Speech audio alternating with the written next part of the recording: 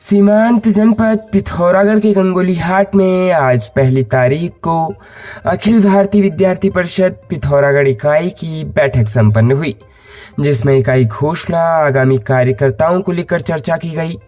बैठक में पिथौरागढ़ जिले के जिला संयोजक इंदर सिंह बथियाल ने गंगोलीहाट नगर इकाई और कॉलेज इकाई की घोषणा करी, जिसमें नगर मंत्री का दायित्व गौरव बोहरा को दिया गया और पूजा और संध्या पंत को नगर सह मंत्री की महत्वपूर्ण जिम्मेदारी सौंपी गई। आशीष कन्याल और अभ्यदीप को नगर उपाध्यक्ष नियुक्त किया गया। कॉलेज इकाई अध्यक्ष सलोनी, कॉलेज मंत्री अमित वर्मा और सुहानी जोशी, तनुज पांडे, अरुण को कॉलेज उपाध्यक्ष बनाया गया। कमलेश शिवानी और नितेश कुमार को कॉलेज सहमंत्री का दायित्व दिया गया।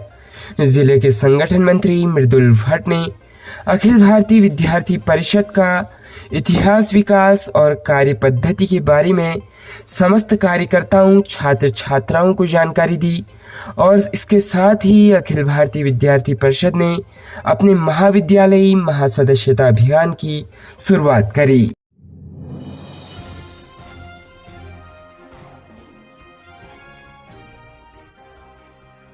राज्य उत्तराखंड में पिछले 24 घंटे के भीतर हुई भारी बारिश के चलते प्रदेश के तमाम जगहों पर आपदा जैसे हालात बन गए हैं। टिहरी, रुद्रप्रयाग जनपदों में बादल फटने की घटनाएं सामने आई है। वहीं प्रदेश के कई इलाकों में नदियों का जलस्तर बढ़ने से भी लोगों को परेशानियों का सामना करना पड़ा है। बीते 24 घंटे में प्रदेश में हुई अलग अलग घटनाओं में 10 से 11 लोगों की जान चली गई है। सभी जगहों पर राहत बचाव कार्य जारी है। एसडीआरएफ की टीमें बचाव कार्य में लगी हुई है। उत्तराखंड में आपदा की घटनाओं पर राहुल गांधी ने चिंता व्यक्त की है। साथ ही उन्होंने घटनाओं पर अपना दुख व्यक्त किया है। टिहरी जनपद की घनसाली विधानसभा के अंतर्गत जखनियाली के नौताड़ में बीती रात 31 जुलाई को पहाड़ी से भारी मलबा आ गया, जिसमें सड़क किनारे एक छोटे होटल को अपनी चपेट में ले लिया। होटल के अंदर रह रहे 3 लोग मलबे में दब गए, जिसमें 2 लोग भानु और उसकी पत्नी नीलम का शव बरामद किया गया। विपिन को घायल अवस्था में मलबे से निकलकर पिलखी अस्पताल ले जाया गया, जहां डॉक्टर ने घायल विपिन को हायर सेंटर के लिए रेफर किया। रास्ते में विपिन की भी जान चली गई। मौसम विभाग ने अगले 48 घंटे प्रदेश के तमाम हिस्सों में भारी बारिश की संभावना जताते हुए रेड अलर्ट जारी किया है, जिसे देखते हुए एसडीआरएफ भी अलर्ट मोड पर है। कांग्रेस नेता राहुल गांधी ने लिखा, उत्तराखंड में भारी बारिश के कारण कई लोगों की मृत्यु का समाचार अत्यंत पीड़ादायक है। शोकाकुल परिजनों के प्रति गहरी संवेदनाएं व्यक्त करता हूं। साथ ही सभी श्रद्धालुओं और स्थानीय नागरिकों की सुरक्षा की आशा करता हूं। उन्होंने सभी कांग्रेस नेताओं और कार्यकर्ताओं से राहत और बचाव कार्य में प्रशासन को हर संभव सहायता प्रदान करने की अपील करी है।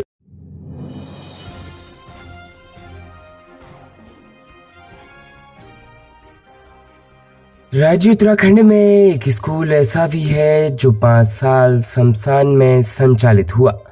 शमशान में संचालित इस स्कूल में छात्रों को संस्कृत के साथ ही संस्कृति का ज्ञान दिया जाता था। ये स्कूल रामनगर में स्थित था। 1983 के बाद 5 सालों तक इस स्कूल ने काफ़ी संघर्ष किया। संस्कृत भाषा को जिंदा रखने और उसके प्रचार प्रसार के लिए इसे चलाने वाले लोगों ने जी तोड़ मेहनत की, जिसके बाद इस स्कूल के लिए जमीन आवंटित की गई।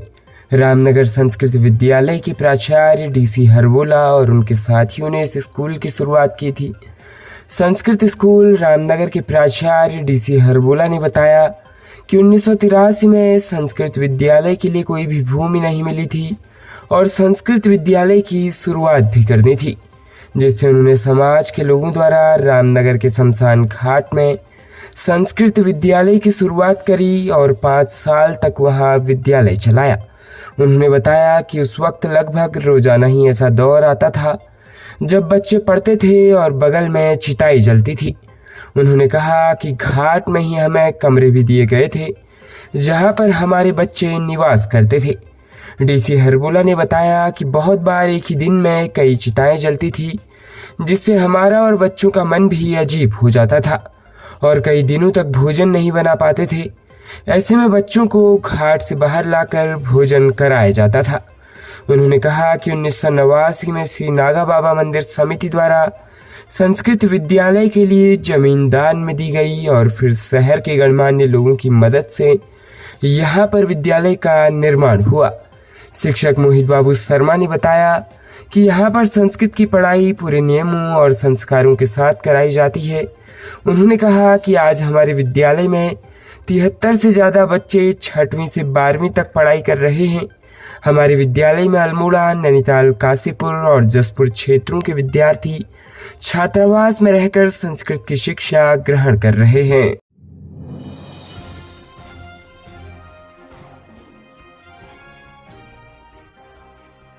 राज्य में उधम सिंह नगर जनपद के खटीमा थाना क्षेत्र में युवक की गोली मारकर जान लेने के आरोपी को पुलिस ने गिरफ्तार किया। हत्यारा मृतक के बचपन का दोस्त है। आरोपी से घटना में इस्तेमाल 12 बोर का तमंचा भी बरामद किया है। आरोपी को खटीमा पुलिस ने कोर्ट में पेश कर जेल भेज दिया है। एसएसपी मंजुनाथ टीसी ने मामले का खुलासा करते हुए बताया कि खटीमा थाना क्षेत्र के बिरिया मझौला में 30 जुलाई की सुबह एक युवक का शव सड़क किनारे पड़ा मिला था। युवक के सर से खून निकल रहा था। सीने में गोली मारी गई थी। घटना को देखते हुए तत्काल डॉग स्क्वाड और फॉरेंसिक टीम को घटना स्थल भेजा गया। मौके पर टीम को एक टोपी बरामद हुई, जिसके बाद मृतक की शिनाख्त दिनेश चंद्र के रूप में हुई। वहीं मृतक के चचेरे भाई ने बताया कि दिनेश चंद्र कुछ दिन पहले ही हिसार से घर आया था। वह वहां फैक्ट्री में कार्य करता था। 29 जुलाई की शाम लगभग 8 बजे दोस्त के साथ जाने की बात कहकर घर से निकला था, लेकिन रात भर घर नहीं लौटा। खोजबीन के दौरान सुबह उसकी जान जाने की खबर मिली। मृतक के चचेरे भाई की तहरीर पर अज्ञात के खिलाफ मुकदमा दर्ज किया गया।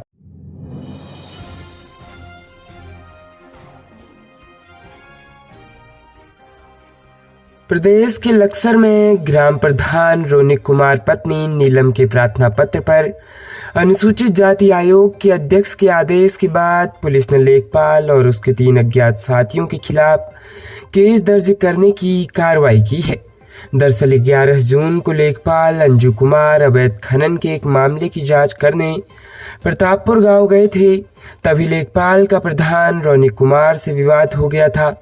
लेखपाल अंजू कुमार ने ग्राम प्रधान और उसके भाई रवि, पिता राजकुमार समेत अन्य अज्ञात लोगों पर गाली गलौज, मारपीट, सरकारी दस्तावेज फाड़ने समेत उसके गले की चेन व मोबाइल लूटने का आरोप लगाते हुए केस दर्ज कराया था।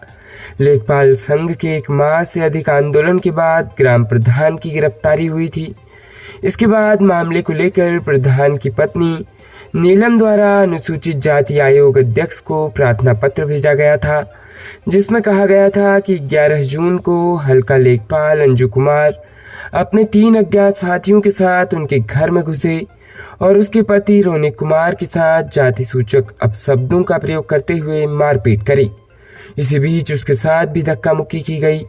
ग्राम प्रधान की पत्नी द्वारा मामले में कार्रवाई की मांग की गई है। कोतवाली प्रभारी राजीव रोथान ने बताया कि अनुसूचित जाति आयोग के अध्यक्ष के आदेश पर लेखपाल अंजू कुमार और अन्य 3 अज्ञात के खिलाफ मुकदमा दर्ज कर लिया गया है। साथ ही मामले की जांच की जा रही है।